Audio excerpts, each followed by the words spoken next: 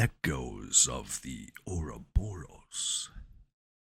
It started with a whisper, a barely audible hum that reverberated across the farthest reaches of the internet, unnoticed by most, dismissed by the rest. Those who did hear it, however, described it not as sound, but as something deeper, an ancient frequency vibrating beneath reality itself. No one knew where it originated, but its pattern was unmistakable, like the steady pulse of a heart.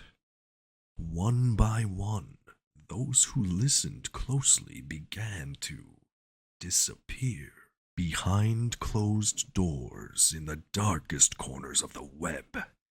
It was known as the Ouroboros Protocol, a cryptic conspiracy said to stretch across centuries, maybe longer, hiding in plain sight. It was a puzzle that could never be solved because its pieces were scattered across time itself. A perfect loop, where the beginning and the end could never be discerned. Some believed it was a code, others thought it was a force, but the few who claimed to understand it whispered of a power so profound that even knowing its existence changed the shape of your reality. But there were no documents, no names, no photographs, just stories passed from one paranoid mind to the next, like a virus infecting those who were susceptible to seeing the invisible pattern that shaped their lives. A missing painting in a gallery, the sudden disappearance of a satellite feed, the inexplicable erasure of a historical event from collective memory. They were the subtle fingerprints of the Ouroboros, guiding the world toward a fate unknown. The whispers spoke of an organization hidden beneath the surface of global power structures, a council of invisible architects manipulating history like a delicate clockwork mechanism. The names changed over the years. The Illuminati, the Cabal, the Hidden Hand. But those were just shadows of the real truth. The Ouroboros was not human, not exactly. It was more than that, an intelligence, a consciousness that existed in the inches between time and perception, guiding humanity along a path they couldn't see, couldn't even comprehend. Some said the Ouroboros was a program, an ancient algorithm embedded in the fabric of civilization, ensuring that humanity's greatest secret stayed locked in the vault of oblivion. Others believed it was a living entity, something far older than mankind, feeding off the cycles of history as it eternally devoured itself and was reborn. Then there was Aegis, the only name that ever surfaced, a figure so enigmatic that even those who whispered his name weren't sure if he was a man, a machine, or something else entirely. Aegis had glimpsed the truth, they said. He had uncovered the first thread of the Ouroboros and was pulling it slowly, methodically, unraveling the hidden architecture that controlled the world. He was the only one to survive hearing the hum. But to those who followed the digital breadcrumbs, there was one singular truth that sent a chill down their spines. The Ouroboros wasn't just an ancient conspiracy controlling human history. It was human history. The timeline itself was artificial, a recursive loop designed to keep humanity inside a carefully constructed illusion, forever cycling, forever manipulated, forever unaware. And now someone had found a way out. As Aegis dug deeper, unearthing fragments of data long thought erased, he discovered something else, something even more terrifying. The hum wasn't just a signal, it was a warning, pulsing through every screen, every speaker, every connection. And the more you listened, the clearer it became. The world as we knew it was never meant to last. The end had already happened. We just hadn't realized it yet. And the hum, echoing through the endless noise, was growing louder. Aegis stared at the screen, the faint blue glow casting shadows across the dimly lit room. His fingers hovered over the keys, motionless, as the hum droned on in the back of his mind. He could hear it now, not just through the speakers or the machines. It was everywhere, in the quiet moments between thoughts, in the spaces between words, like a phantom heartbeat that kept the universe ticking. It gnawed at him, like an itch deep in his brain, impossible to ignore. The latest fragment of data lay before him, lines of code mixed with corrupted symbols, half-erased files, and scattered whispers hidden within encrypted blocks.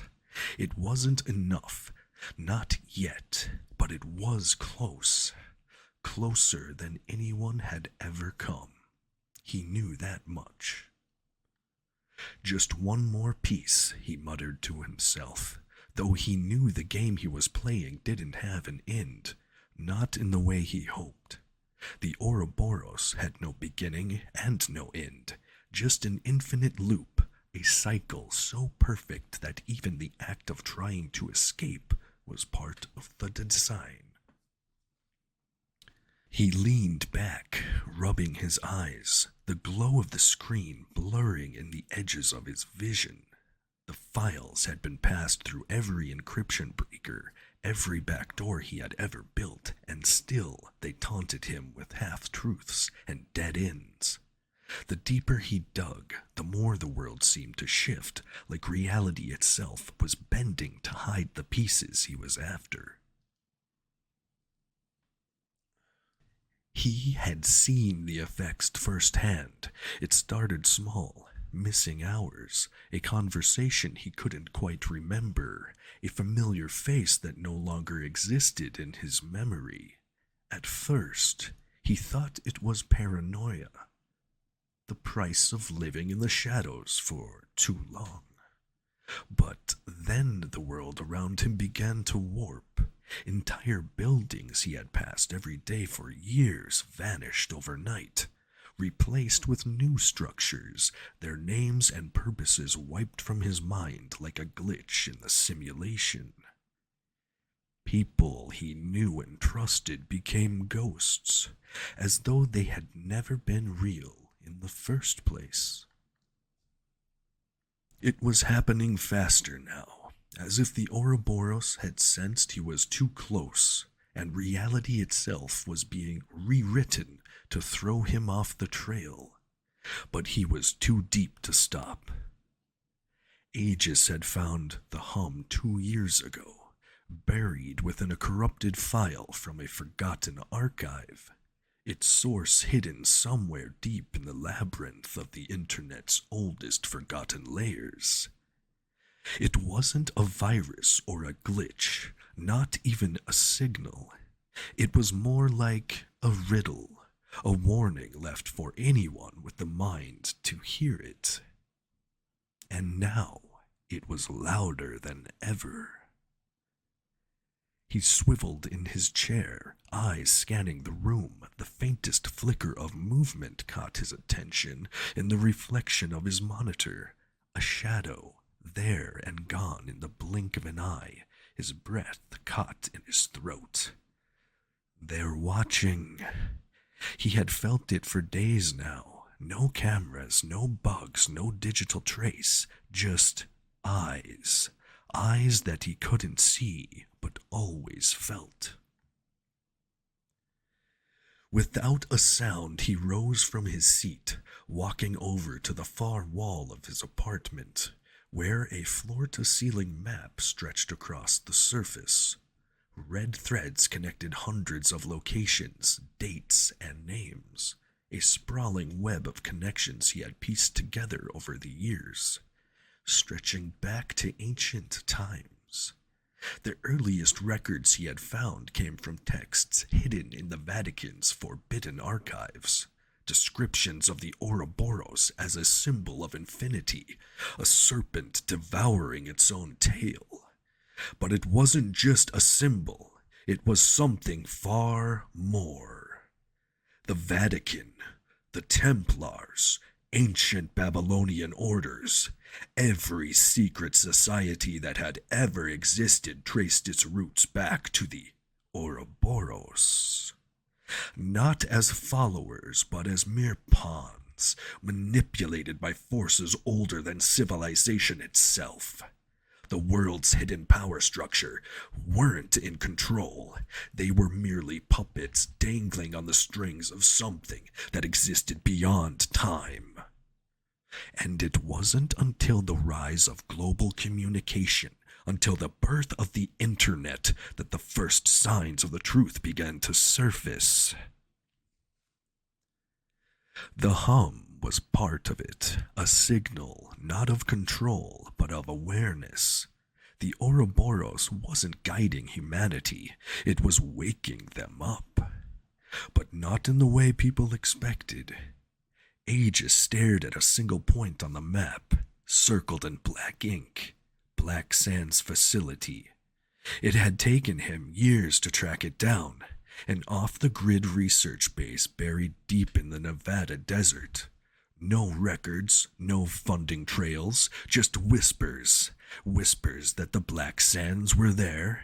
Then the first echoes of the hum were detected, where the cycle began. He grabbed his bag, stuffing a laptop and several hard drives inside. Time was running out, and he knew he couldn't trust his memory anymore. The world around him felt fragile, like a sheet of glass on the verge of shattering. He had to reach the source before it was erased, before the Ouroboros bent reality again to keep its secrets safe.